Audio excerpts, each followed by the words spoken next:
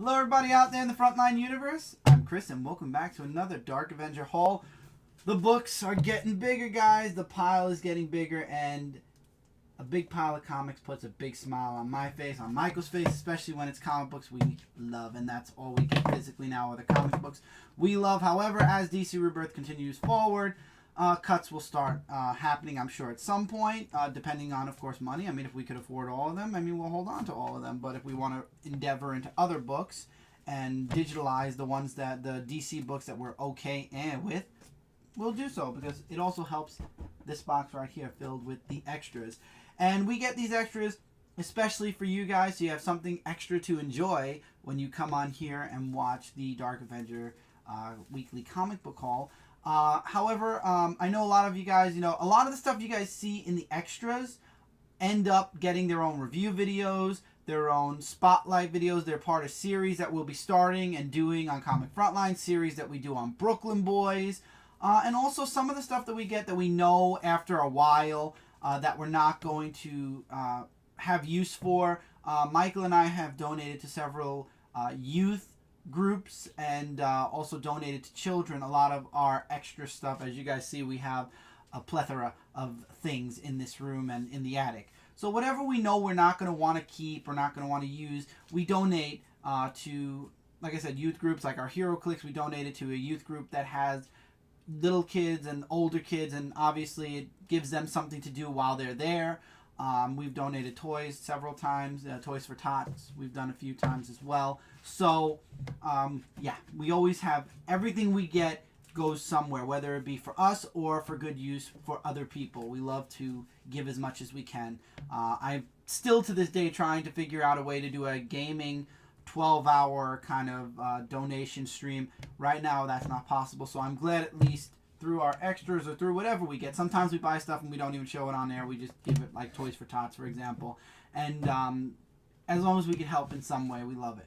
So, but these we don't donate. These are the comic books and these are our books. So let's start off. We've got a nice pile this week. I believe the DC books are out of order, so I apologize, guys.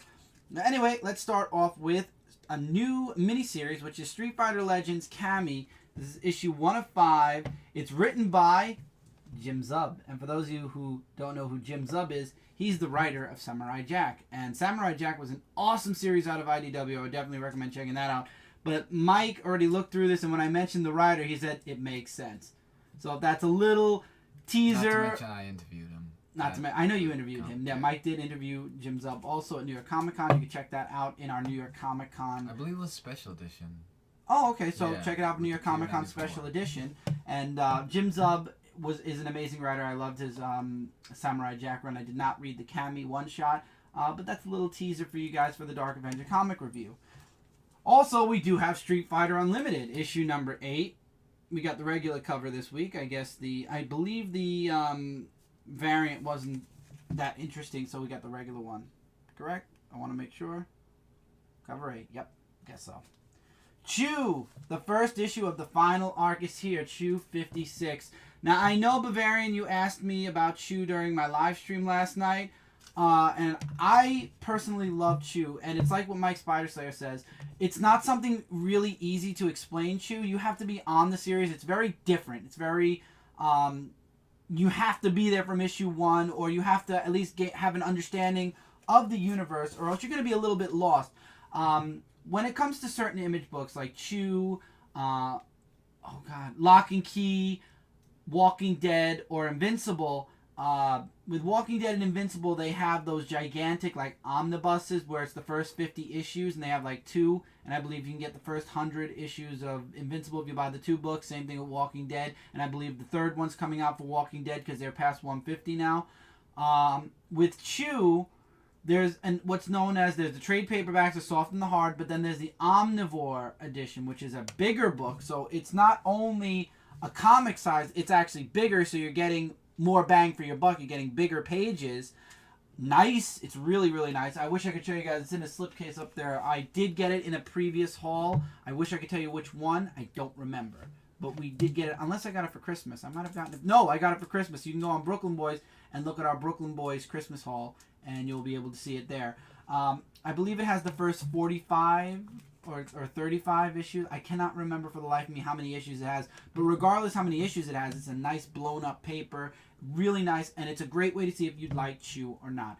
I read the Omnivore edition. I loved the first story. I believe it was the first story arc and a half, or first 2 story arcs. I really, truly wish I could remember. And I should have thought of that before doing this haul video.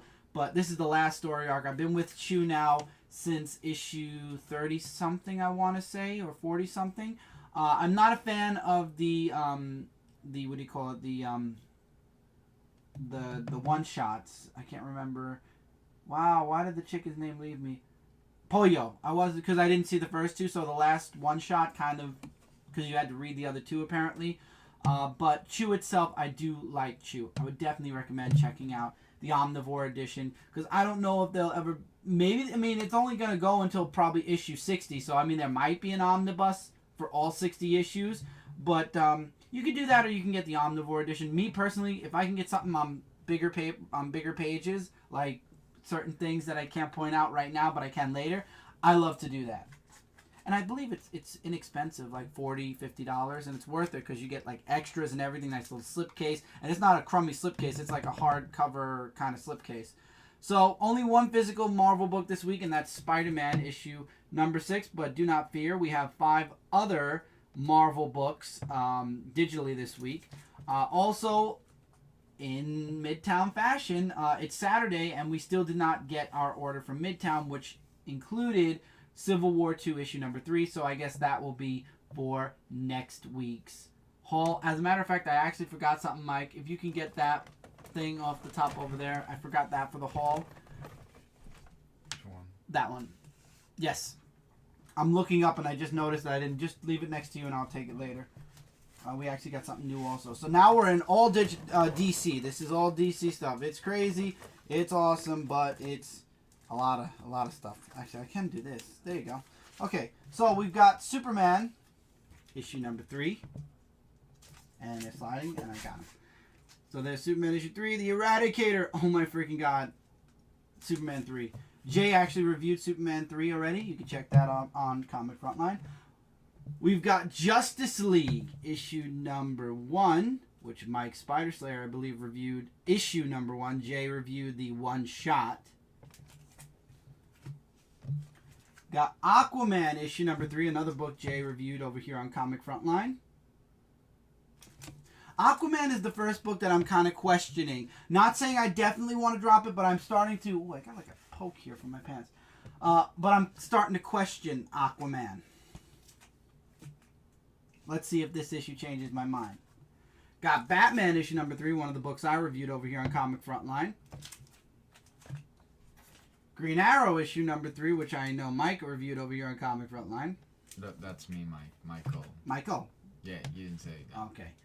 Green Lanterns issue 3, which is a book I reviewed over here on Comic Frontline. So if you want to see a advanced review, you already have Batman, Green Arrow, and Green Lanterns. You can get advanced reviews for.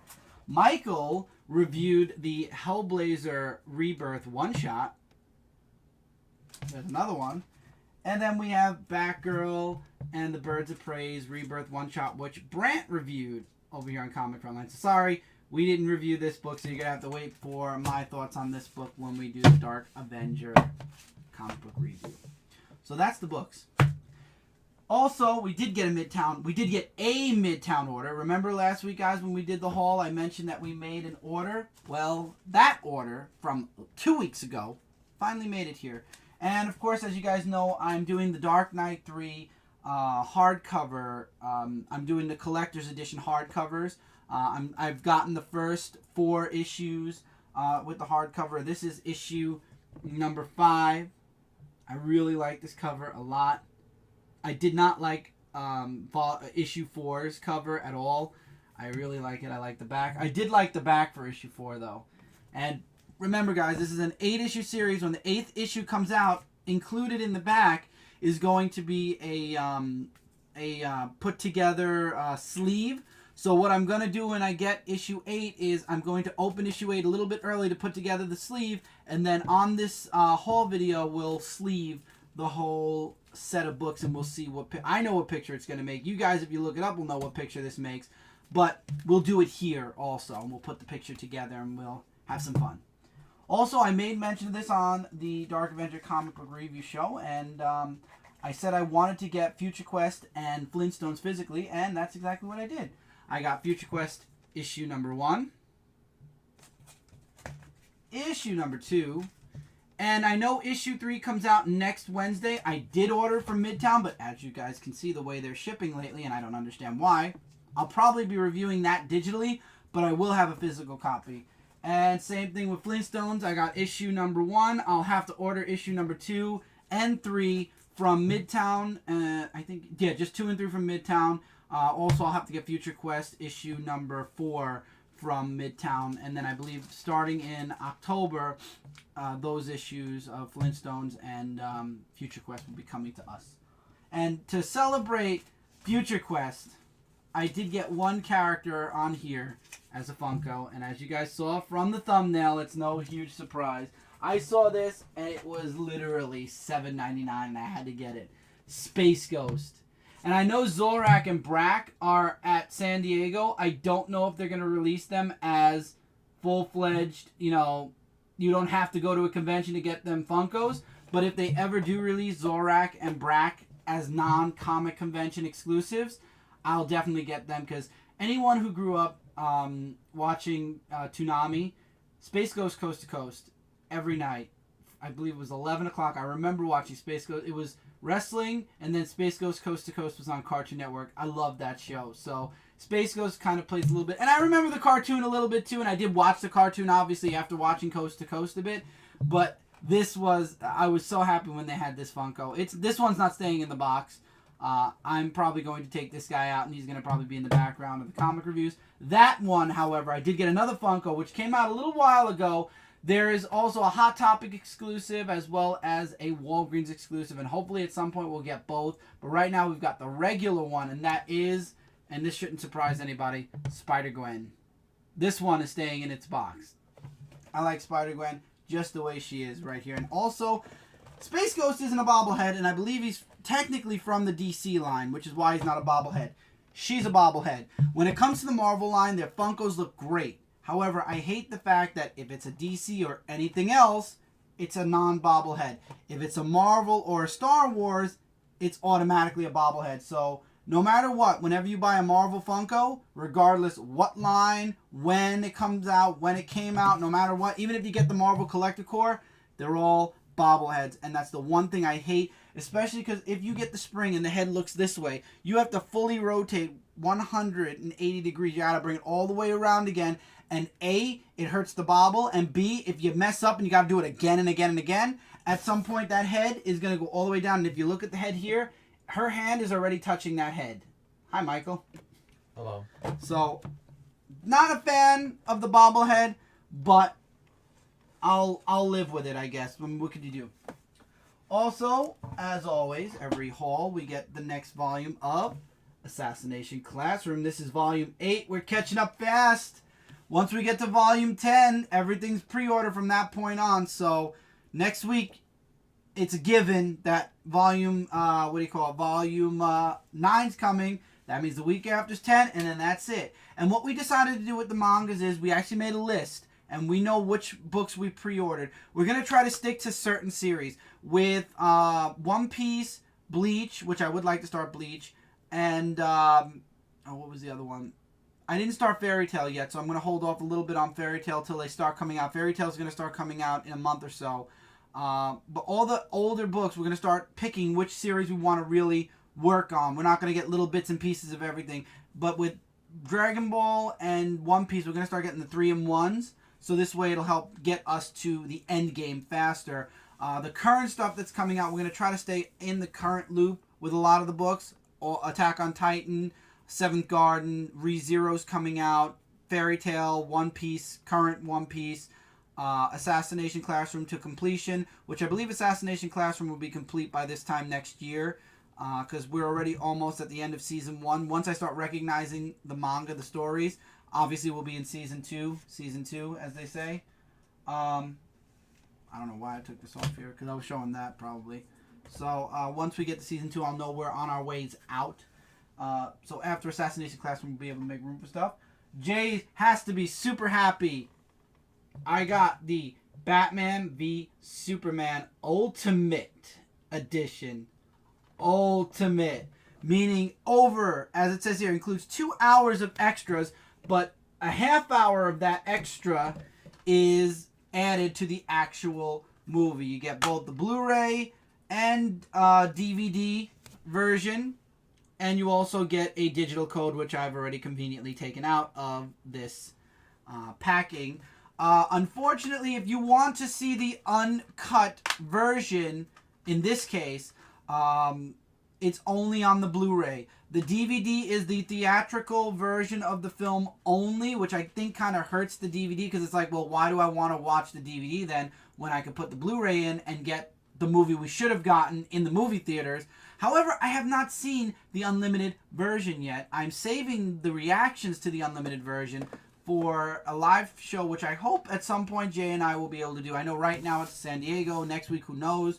But I hope we could schedule watching Batman v Superman, the uncut version. I'd love to see the unedited version of the film. I gave this a 7 out of 10 originally. I brought it down to kind of a 6 because when I heard there was so much cut from this movie, I knew that there would be a chance that this movie could be better.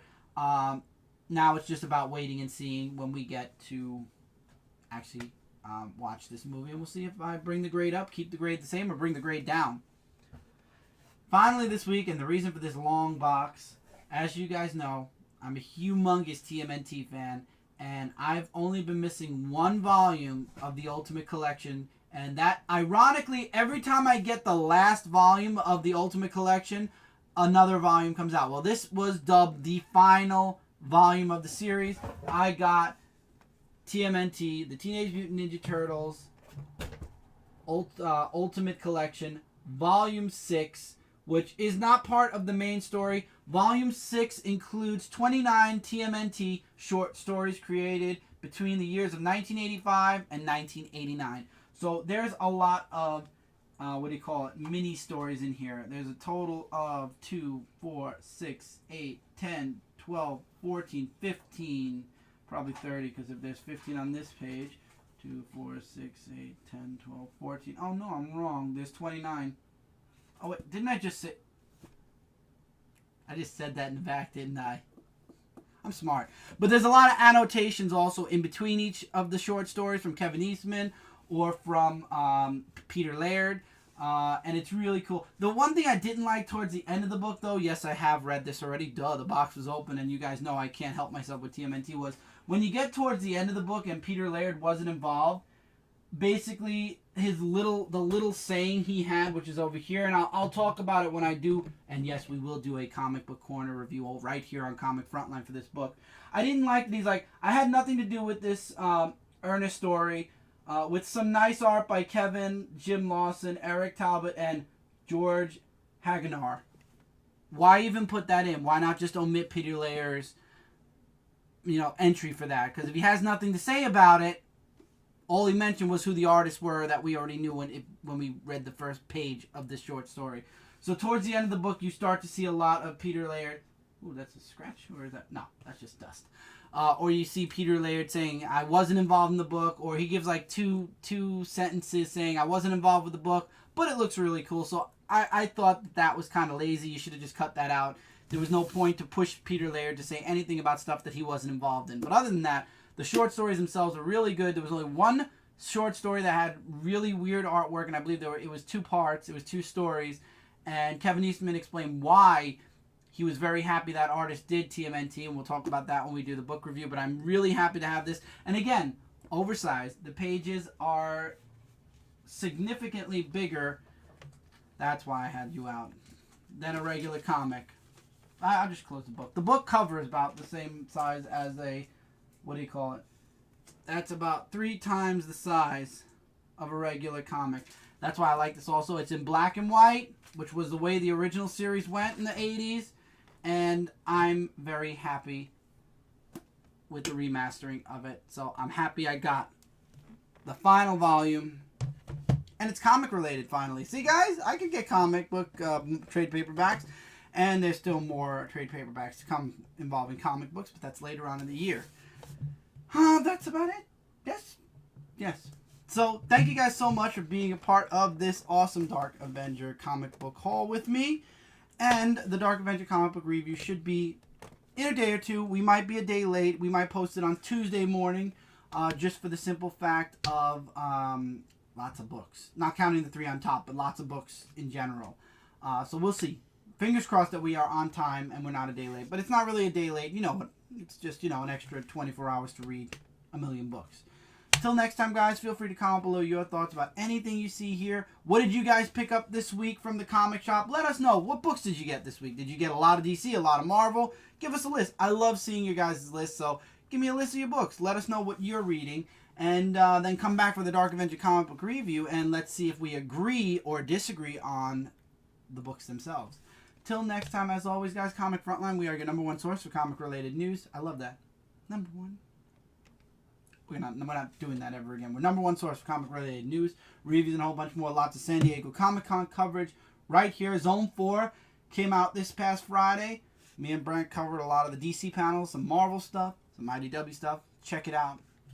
And Michael, Michael actually covered, thank you for waving your hand. I don't know if it's up, but it should be up by now. Michael covered actually a piece of news. Lots of news is covered right over on comicfrontline.com. Kat's doing stuff on her channel. If you'd like to catch it, you can catch it on her channel right here on YouTube. You can go over to comicfrontline.com. It's all shared there as well.